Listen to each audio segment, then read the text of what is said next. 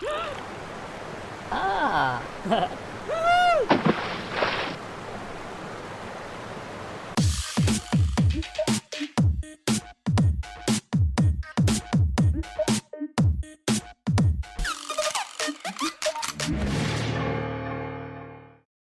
Hello and welcome to The Sleeve.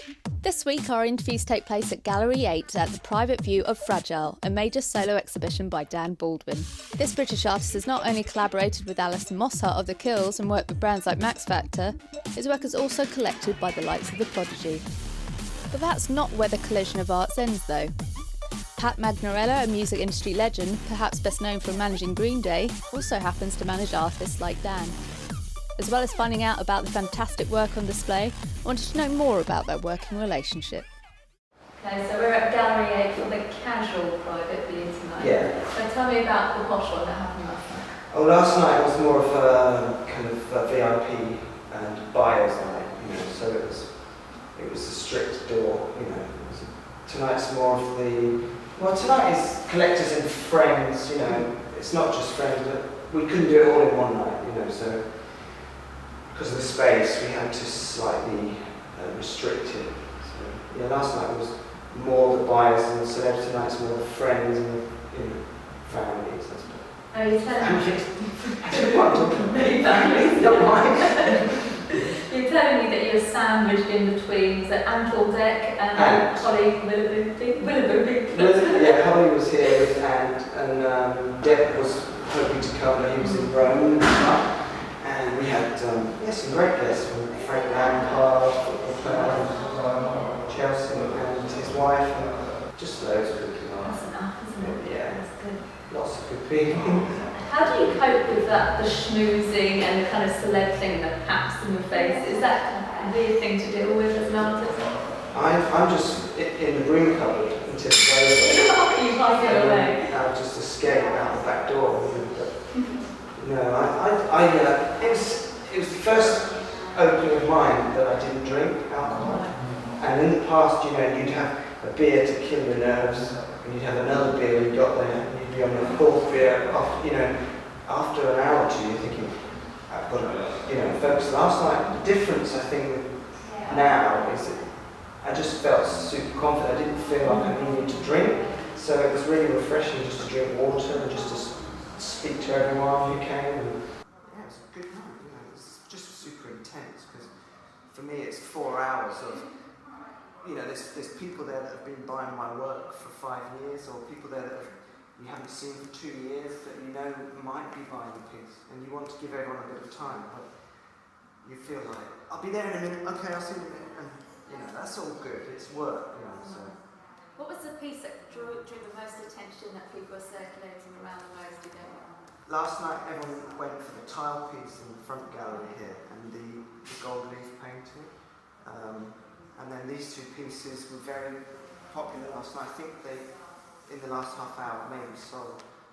They've been reserved anyway. And then obviously this piece was a strong one because it's the new print for the show.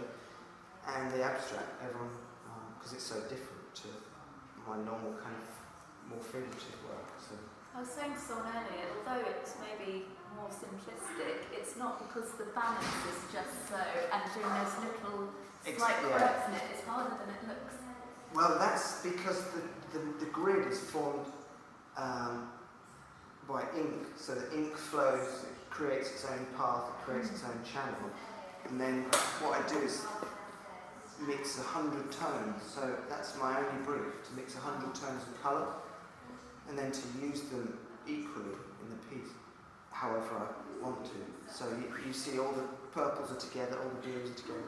So actually it's about politics, and it's about balance, and it's about harmony, same as these works are. They're always about harmony, So I see that as kind of very close to this stuff, but it's very different.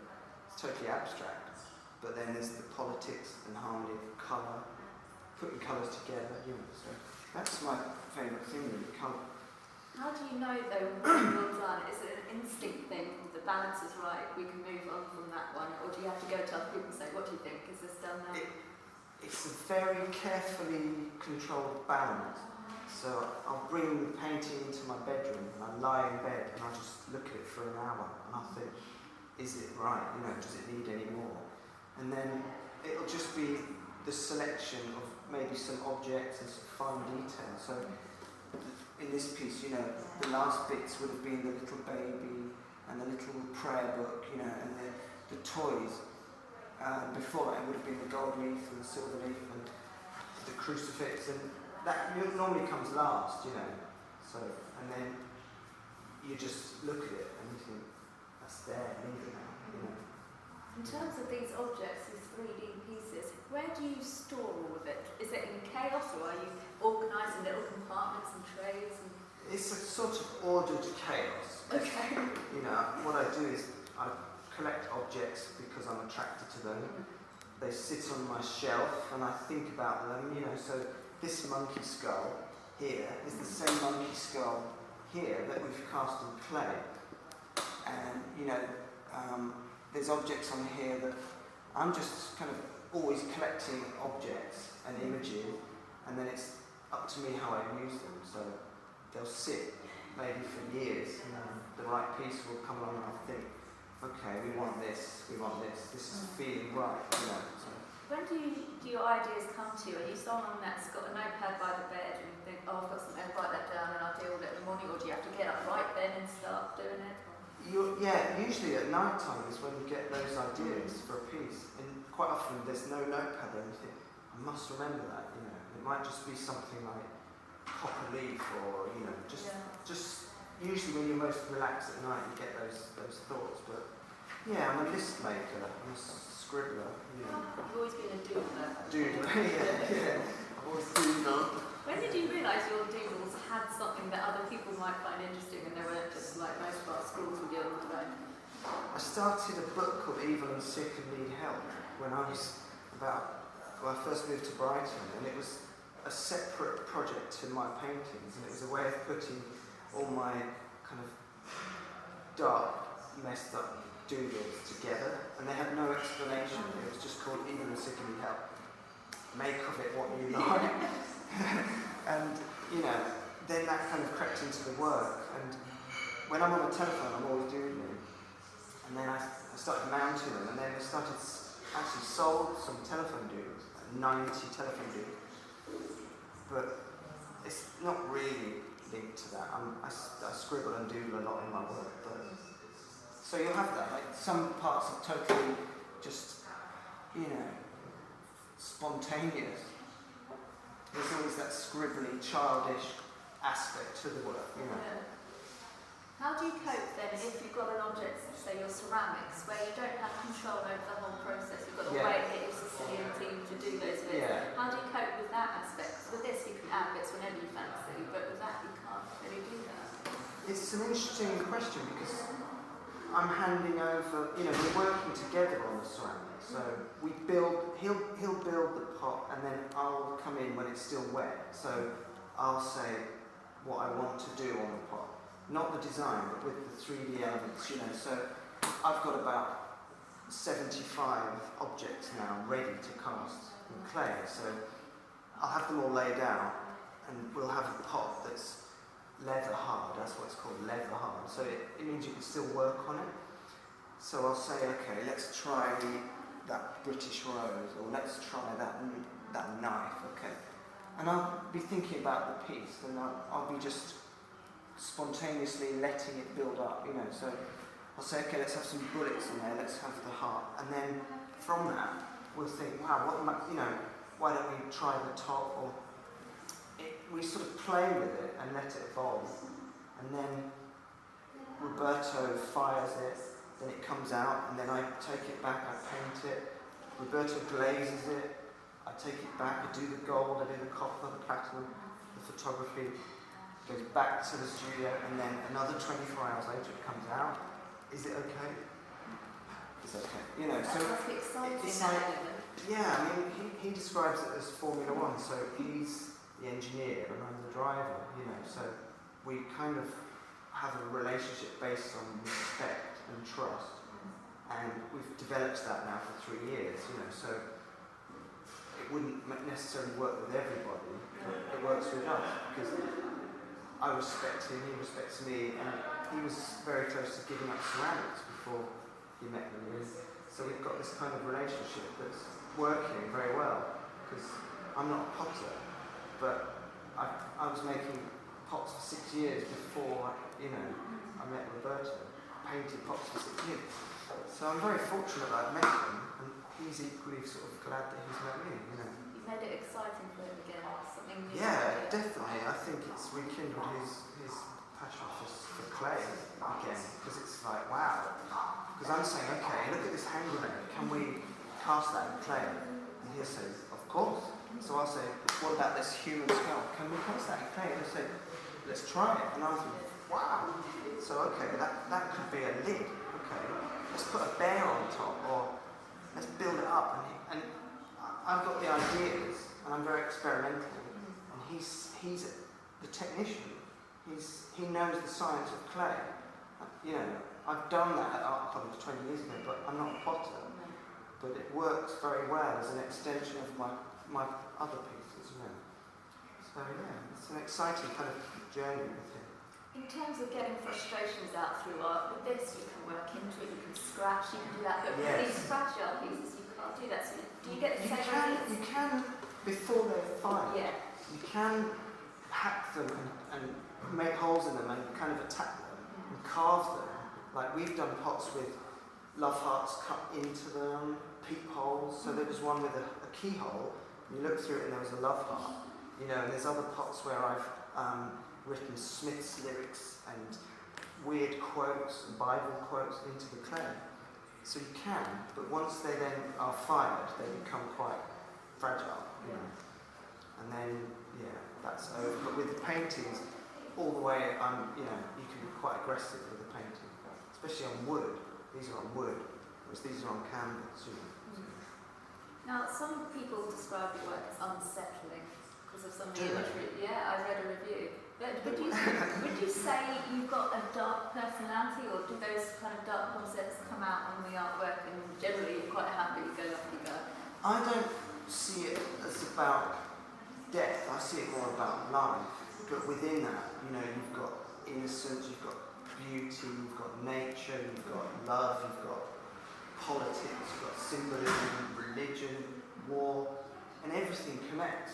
So I'll put a little innocent child with a study of anatomy, and you could read that as a comment on death, or you could read that on the fact that you've got a skull and I've got a skull and we will all die, we will all babies, or you could read it as a comment on death. If I'm putting it next to religion or conflict, it changes your feelings on it, So quite often you'll see conflicting elements, and that's making you come up with your own interpretations. What am I saying here about innocence, about religion, about death?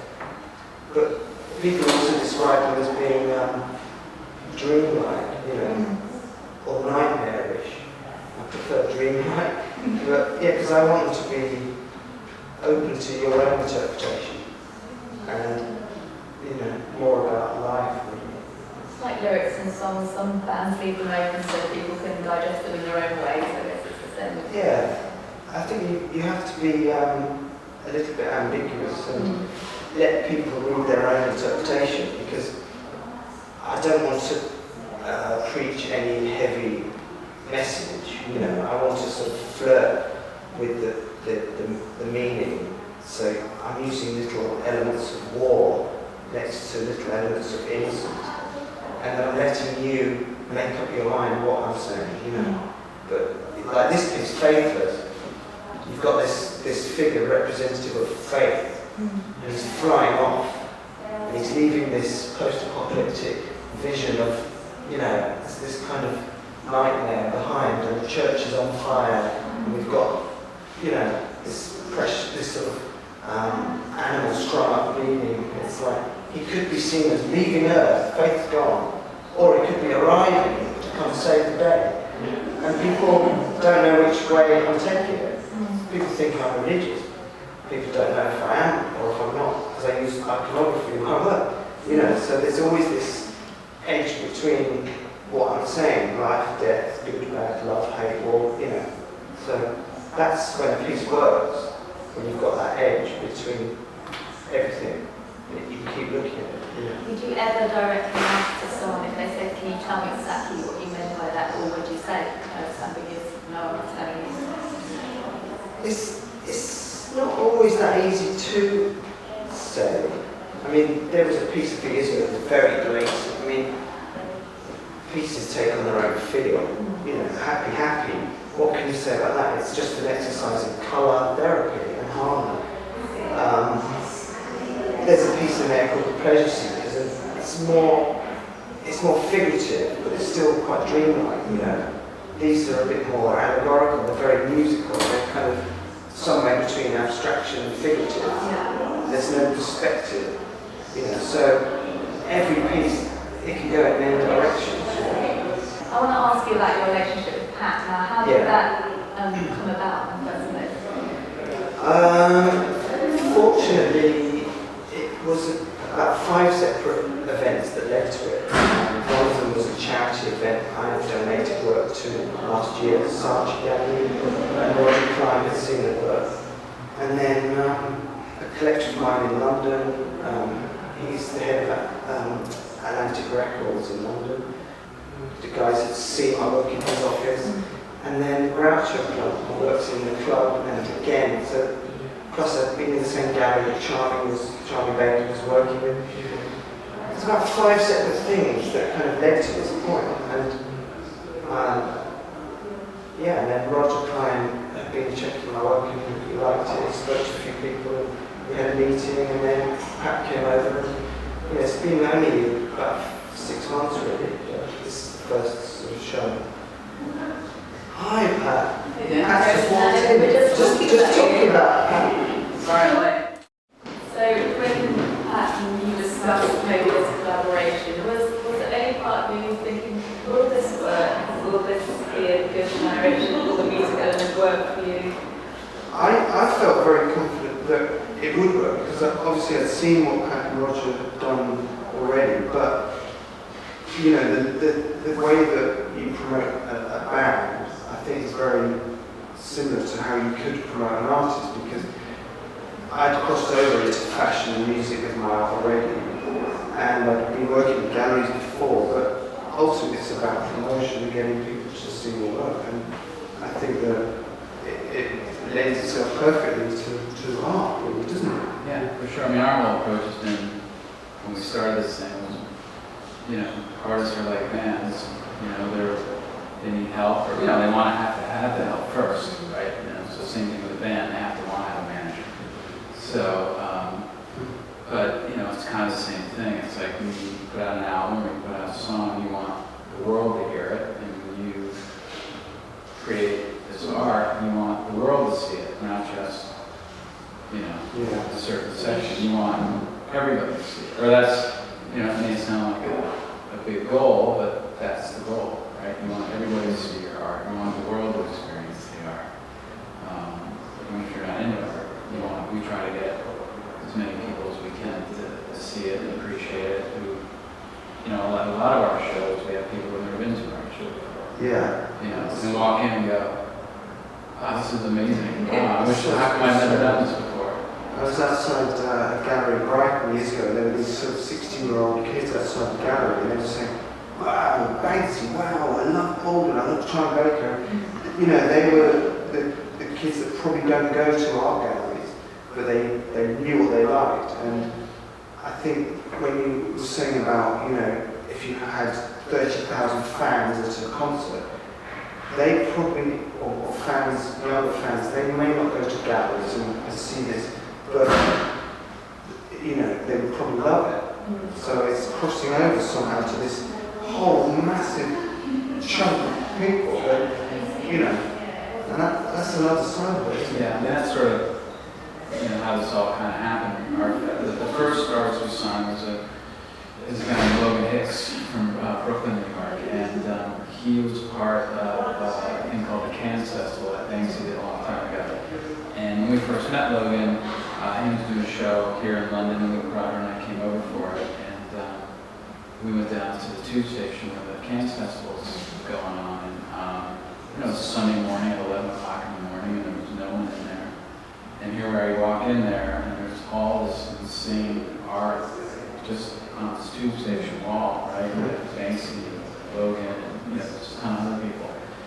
And that's when it sort of hit me. I'm like, wow, if we took, the 60,000 kids or whatever to go to a Green Day show or a Reading Festival or a Warped Tour, and we're in this station right now and saw this, they would get it. Yeah. But they don't know it's here. Yeah. They don't know it exists. And so that was sort of like, okay, how do we make that happen? That's a big thing to do, but that's kind of how we approach it. In an interview in 2009, you said you weren't quite sure how the galleries worked and how the art world worked. Is it more natural to you now? Yeah, we're kind of getting it now. I mean, we deal with galleries, and we have a lot of friends who have galleries. And, when Roger and I started, we didn't know anything. We just started from scratch. So in the 5 years we've been doing it, we've met. I mean, I can't believe some of the people we've met and the circles we've been in, and just the support we've actually gotten from everybody. Didn't Roger buy you a book on Basquiat to read? He did, and I already read it. Yeah, I'd read the book already, and of course, seen It's the like a movie. quick killing, A quick killing. No. It's a biography. It was a biography. Right. But, you read that book, and it's like reading a novel about a band who signed a bad deal and got screwed over by a manager, got screwed over by a producer or whatever. And it still happens to this day. Yeah. You meet bands who are, have production deals that you just go, who did you have a lawyer? Who told you to sign this? Yeah. It's crazy. That still happens. That's what drives you I crazy. think you were saying about Peter Blake. Peter Blake never had a manager.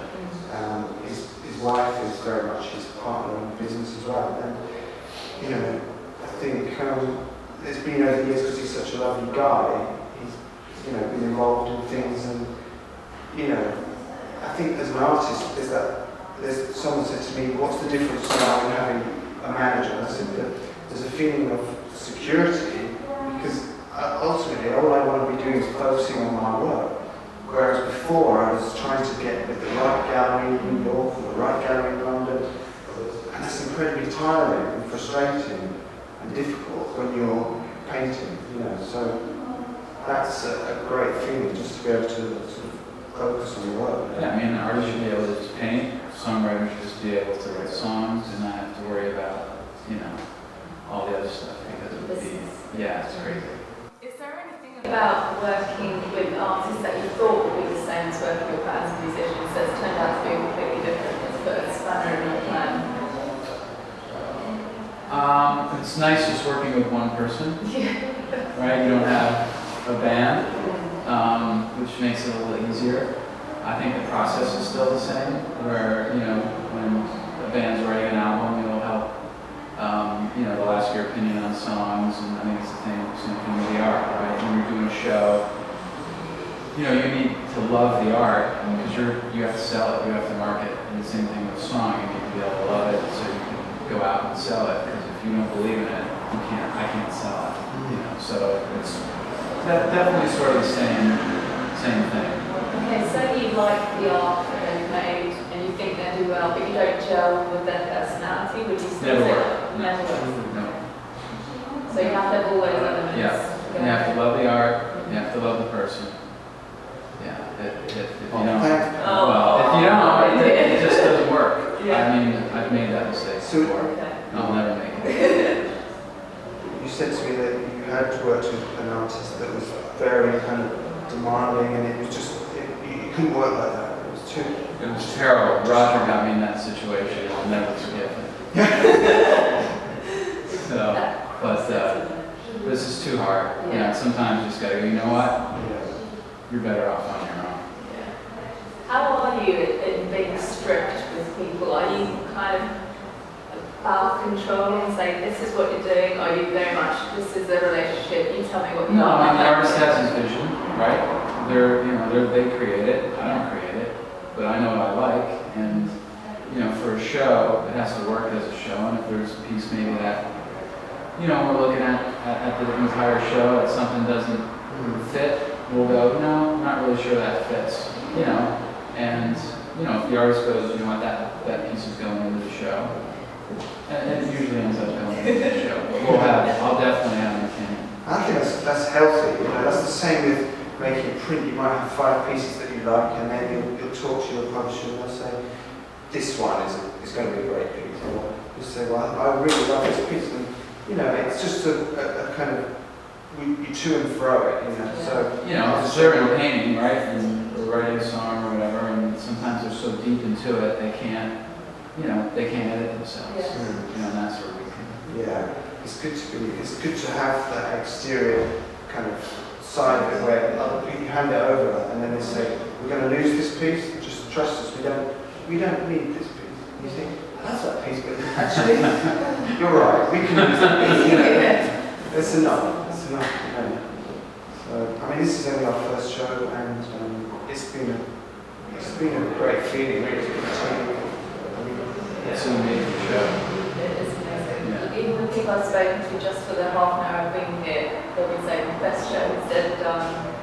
Like there's loads of red stickers already. It's an amazing vibe. Yeah.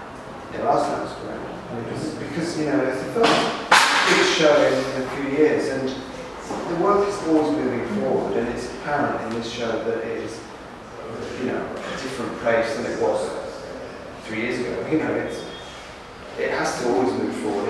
It grows with every piece, you know. So it's always ever evolving. And that's important. Now, how are the nerve levels between you? Is one of you more nervous ahead of events and one of you the calm one, or do you share the nerves between you? I'm always nervous. Are you nervous? Yes. You're so laid out though. I mean, you and Roger, it's been very good for me being surrounded by, you know, the LA, New York, and Richard is also, you know, America, because everyone's so laid back. And I'm usually very sort of like, you know. And last night, I was saying, was the first opening I've not drank alcohol, you know, and I was really proud of myself because I felt really great. I mean, I didn't feel like I needed to kill the nerves. Didn't have that haze. No, I met some brilliant people, some great, you know, people here, and it was a different kind of chapter. It feels like it's a new chapter and a good one, a very healthy kind of new beginning in a way. That's how it feels for me. Yeah. So with bands, you're kind of wanting to make them celebrities and faces that people know and recognise, but maybe songs. And the songs as well. But artists might not want that celebrity stage, they might want to remain anonymous. So how do you kind of balance that of giving them the press they want, but not maybe the famous side of it? See, I always want it the most, right, and the best. So I know this, you know, why can't Dan Baldwin be on the cover of Rolling Stone? Or why can't Charmin Baker be on the cover of Rolling Stone? Right? That's sort of how I look at it, right? So It happened with Andy Warhol. right, exactly. And it's not about celebrity, it's about great work. It's about great art and great songs. Celebrating. Yeah. And it's not about being famous, it's about being good. But art and rock and roll have always been like this. You know, if you look at Warhol and the Velvet Underground, Basquiat, you know, he modeled for Armani, you know, he dated Madonna, you know. Yeah. There's always been this kind of fine line between art and fashion and music, you know. So, Trends, influences, street style, they've all been Right. influences, Yeah. the branding. and never more so than now at this time. I think it's like music, it's all crossed over, hasn't it? And, Yeah, I think you can go, try to get as far as you can take it. Would you mind being on the front cover of GQ next year? Man of the year? There we go. Think big. paintbrush, easel. But why not, right? Exactly. Look at Jackson Pollock though, I mean he was the first art kind of rock and roll, you know, he was that kind of, he was like, well, you know, Pollock was real rock and roll. He was drinking, painting, look at Van Gogh, he was rock and roll. You know, absinthe and torture and cutting his own ear off. You know, artists have always been like that, I think, but it's just now, this is a time where we can take things into a new direction, you know. We no longer really need a gallery. We've all got the contacts. All we need is the space. We could do it in New York, London, Hong Kong, wherever, you know. So it's just a different way of working. That's kind of what we do. We go, all right, where should we do a show? Should we go to Rome? Okay, we're going to do a show in Rome. We're going to do a show in New York or LA or London or wherever.